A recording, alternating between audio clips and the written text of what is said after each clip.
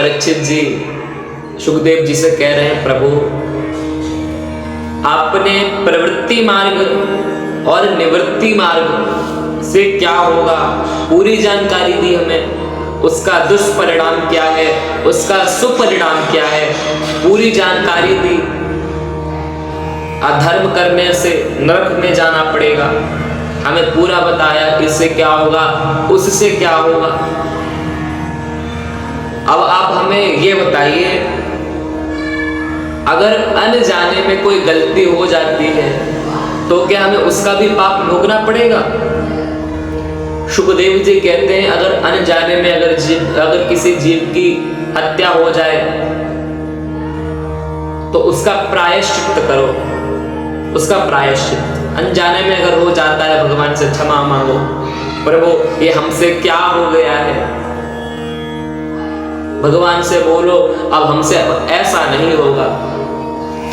लेकिन परीक्षित जी कहते हैं, अगर कोई उपाय वगैरह हो, जैसे अच्छा सा गुंजाइश वगैरह हो, तो सुखदेव जी कहते हैं 3 प्रकार के उपाय हैं, बताओ बताएं। परीक्षित जी कहते हैं बिल्कुल बता दीजिए। सुखदेव जी कहते हैं, देखो परीक्षित, शास्त्र में 3 तरह के उपाय बताए। बोले क्या, कौन सा? बोले एक कर्म कांड, दूसरा है ज्ञान कांड और तीसरा है उपासना कांड। ज्ञान कांड, बोले कर्म कांड क्या है? सबसे पहला है कर्म कांड, जैसे हमने अनुष्ठान इत्यादि करवाए, कुछ दिन तक महाराज उनका असर हम पर रहा, कुछ दिनों बाद चला गया। जैसे हाथी को महाराज खूब नहलाया दोहलाया, खूब किया महाराज, खूब साबुन से नहलाया, लेकिन नहाने के बाद में, गंगा जी के बाद में, हाथी ने क्या किया? जो वहां की मिट्टी थी, जो वहां की बालू थी, वो उठाई अपने ऊपर डाल ली, फिर से अपने ऊपर डाल ली। अब क्या फायदा रहा भैया नहलाने का? उसी प्रकार एक कर्म कांड है, अनुष्ठान इत्यादि कराए, थोड़े दिन बाद वैसे ही हो गए।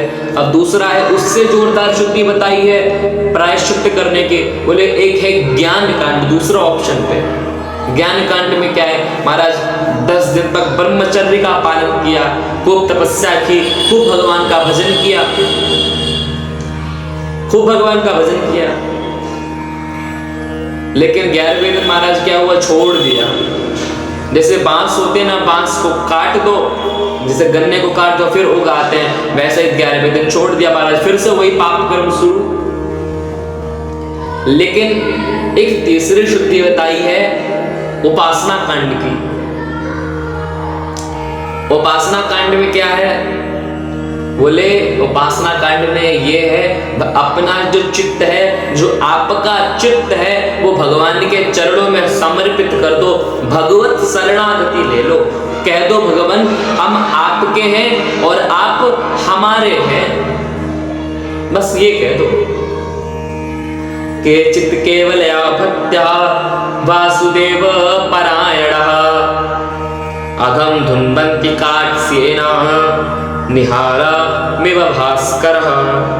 भगवान से कह दो हम आपके हैं और आप हमारे हैं।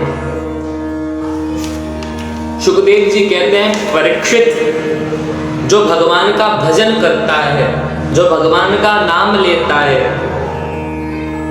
सकृन्मनः कृष्ण पदारविन्दयोः, जो भगवान का भजन करता है, जो भगवान का नाम लेता है, उसे यमराज के दूत स्वप्न में भी दिखाई नहीं देते।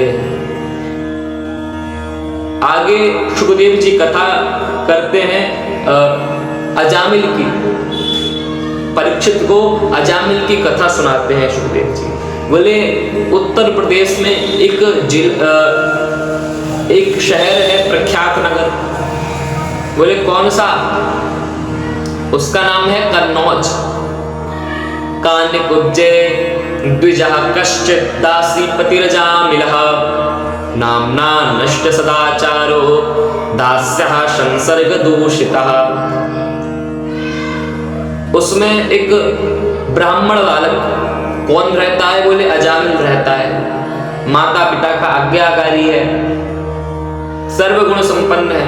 लेकिन क्या हुआ, एक बार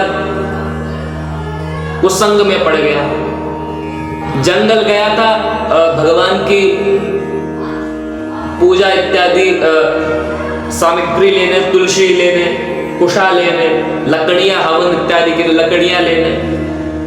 लेकिन देखा कि एक चांडाल मदिरा पी रखा है, वैश्या के साथ में रमण कर रहा है, गमन कर रहा है और वैश्या को भी पिला रहा है।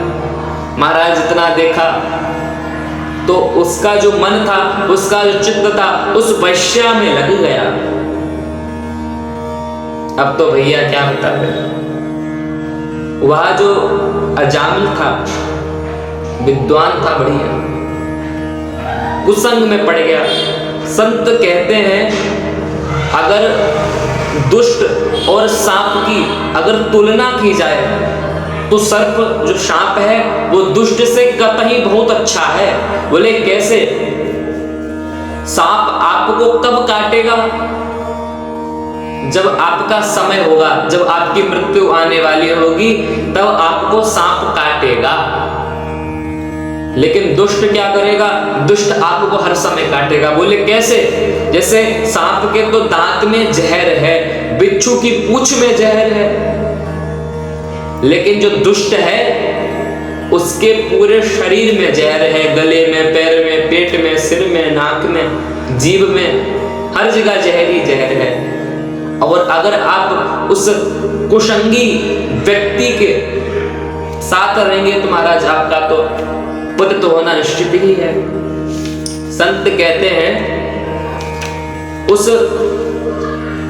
व्यक्ति का संग छोड़ दो जो दुष्ट है। अब तो भैया अजामिल ने क्या किया? अजामिल ने अपने माता पिता को ठुकरा दिया, भगा दिया घर से।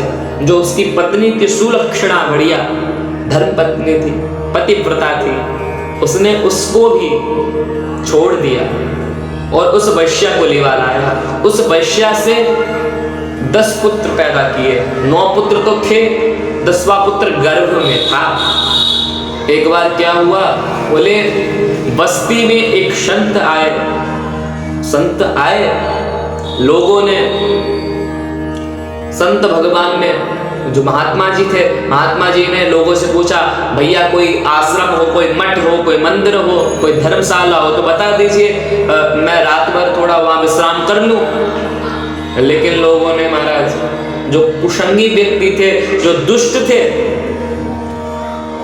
उन दुष्टों ने क्या किया? बोले पास में एक भक्त रहता है अजामिल, अजामिल के घर में आप चले जाइए। महाराज संत ने कहा ठीक है भैया। महाराज संत भगवान पूछते पाछते कैसे भी करके अजामिल के घर पहुंच गए। करी परिहास काऊ दुष्ट ने पठाए साधु, आए घर देखी बुद्धि आई गई सात्विकी। जब घर, जो अजामिल के घर संत भगवान पहुंचे, गेट खटखटाया। जब वैश्या ने देखा साधु को, तो उसका जो चित्त था ना महाराज, उसका जो तमोगुण था वो धुल गया। उसके मन में आ गया, हे भगवान, मैंने पूरी जिंदगी पाप ही पाप किया है, मेरा पूरा जीवन कुकर्म में बीत गया है। आज मेरे घर में संत भगवान पधारे हैं, आज मेरा जो जीवन है, आज मेरा वो जीवन धन्य हो गया। अब तो भैया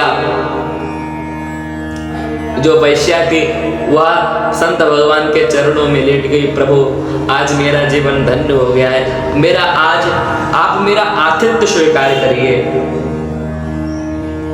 महाराज देखिए, संत कहते हैं जो वो महात्मा जी थे वह कोई आम पुरुष नहीं थे। वह कौन थे? बोले वेद व्यास जी के पिता, सुखदेव जी के बाबा पाराशर जी। पूर्व जन्म में बोले अजामिल जो था वो ऋषि था, ऋषि कुमार था। जब पराशर जी एक मुहूर्त का निर्माण कर रहे थे, उस समय गर्भाधान किया जाए तो स्वयं भगवान ही प्रकट होंगे। तो पराशर जी ने धीवर की कन्या सत्यवती से वेद व्यास जी को प्रकट किया। तो उस समय अजामिल देख रहा था, अजामिल वो ऋषि था, उपहास हो रहा है पराशर जी का। अब भैया पराशर जी ने देखा कि वह उपहास उड़ा रहा है, तो पराशर जी ने कहा मैं तो पतित नहीं हुआ, लेकिन तुम जरूर पतित हो जाओगे। अब तो भैया जो अजामिल ऋषि था वो पराशर जी के चरणों में लेट गया, प्रभु मेरा उद्धार कैसे होगा। पराशर जी ने कहा चिंता ना करो, तुम्हारा उद्धार करने के लिए मैं ही आऊंगा। आज वही संत वैश्या के घर में आए हुए हैं, अजामिल के घर में आए हुए हैं। अब महाराज विडंबना देखो कैसी, थोड़ी देर में अजामिल भी डगमगाते हुए, हाथ में दारू की बोतल लेते हुए, पैर डगमगा रहे हैं, नाली से महाराज बड़ी दुर्गंध आ रही है शरीर से। देखिए शराबियों के अंदर एक बात बहुत सुंदर होती है, बोले कौन सी, कि वो जो एक बार बात पकड़ लेते हैं, एक बार जो जिद कर लेते हैं वो करते ही रहते हैं। वही बात देखा वैश्या ने देखा अब कैसे भी करके इनका उद्धार हो जाए। अजामिल को बताया ये बाबा है, ये संत भगवान है, इनकी कृपा से सब कुछ हो सकता है, सब कुछ इनकी कृपा से सब कुछ हो जाता है, सब कुछ इनके ही सामर्थ्य में है।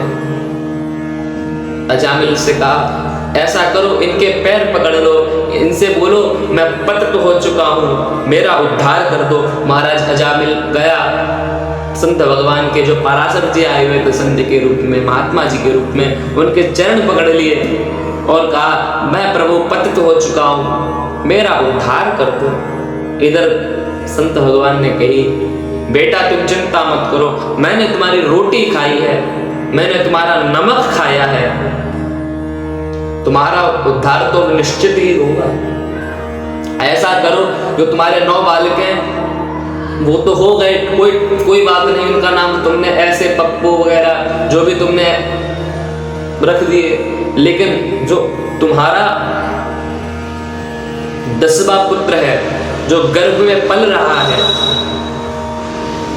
उसका नाम क्या रखना? बोले नारायण रख देना। अब तो भैया संत भगवान चले गए, समय हुआ, अजामिल ने 10वें पुत्र का नाम नारायण रख दिया। अब तो हर जगह भैया जाकर नाम सुनत सुह होई, मोरे गृह आवा प्रभु सोई। अब तो अजामिल हर जगह कहता है मेरा नारायण आ गया है, मेरा नारायण आ गया है, मेरा नारायण आ गया है। हर जगह महाराज नारायण नारायण नारायण, तूने खा लिया, नारायण तू बैठ जा, नारायण तू थोड़ा खेल ले। महाराज ज्यादा नारायण खेल लेता तो थोड़ा थक जाएगा।